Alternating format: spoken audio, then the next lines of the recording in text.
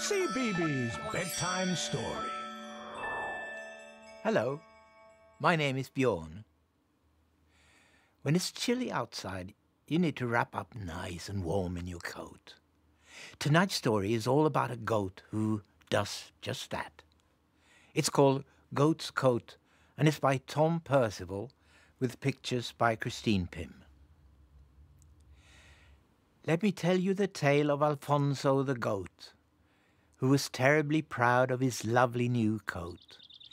It had bright, shiny buttons all made out of glass, and a collar the colour of freshly cut grass. People turned to admire as Alfonso walked by. "What a marvellous coat," he heard someone sigh. Alfonso was happy. He pranced and he skipped. Then he heard a sad noise croaking out of a ditch. He peered down and found a sad family of frogs, whose home had once been a mossy old log. But the log was no more. It had rotted away, and the frogs from the log now had nowhere to stay. The frogs were distraught. "Please help us," they cried. And Alfonso felt sorry for them, so he tried.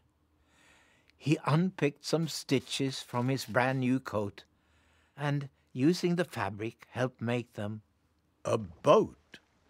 The frogs were delighted. He'd just made their day.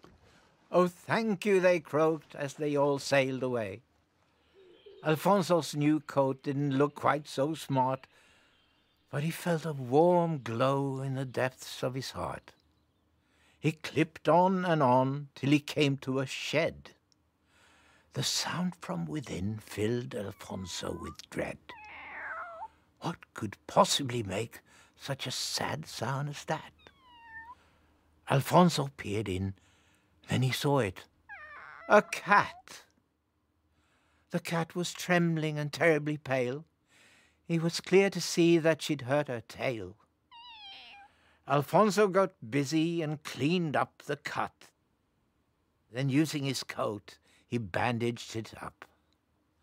The cat was so glad, so grateful and happy, but Alfonso's new coat was now looking quite tatty. He clip-clopped along through the crisp winter's day. He was whistling a song when a hen came his way. The hen was upset. She'd lost one of her chicks. Might this be something Alfonso could fix? Together the hen and Alfonso looked round, but the hen's little chick just couldn't be found.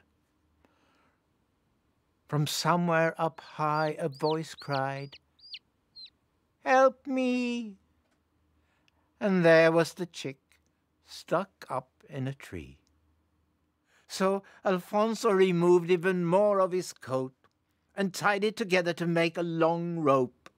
He climbed up the tree just as fast as a rocket, and then he came down with the chick in his pocket.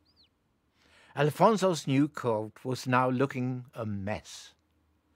Still, what's done is done. It was all for the best. As Alfonso walked on, there were more problems still, but he helped solve them all with his coat and his skill.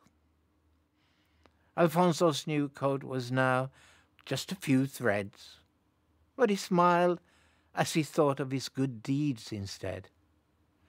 The weather grew colder. Snow fell all around. Poor coatless Alfonso trudged back towards town.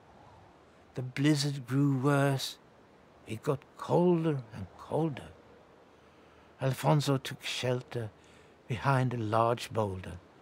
Alfonso was freezing, and night would soon fall. So there he curled up in a cold little ball. But then he heard voices ring out through the night. Someone was shining a welcoming light. He spotted the frogs and the cat and the hen. He wasn't alone. He'd been found by his friends. Seeing them all made Alfonso feel better. And not only that, they had brought him a sweater.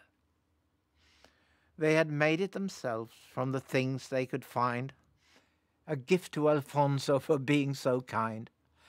And so our dear goat had made best friends forever, and he wore his new sweater, whatever the weather. Thank goodness that Alfonso's friends were there to look after him. It just goes to show, if you do a good deed for others, then in turn good things will come to you. I hope you are nice and cozy and ready for bed.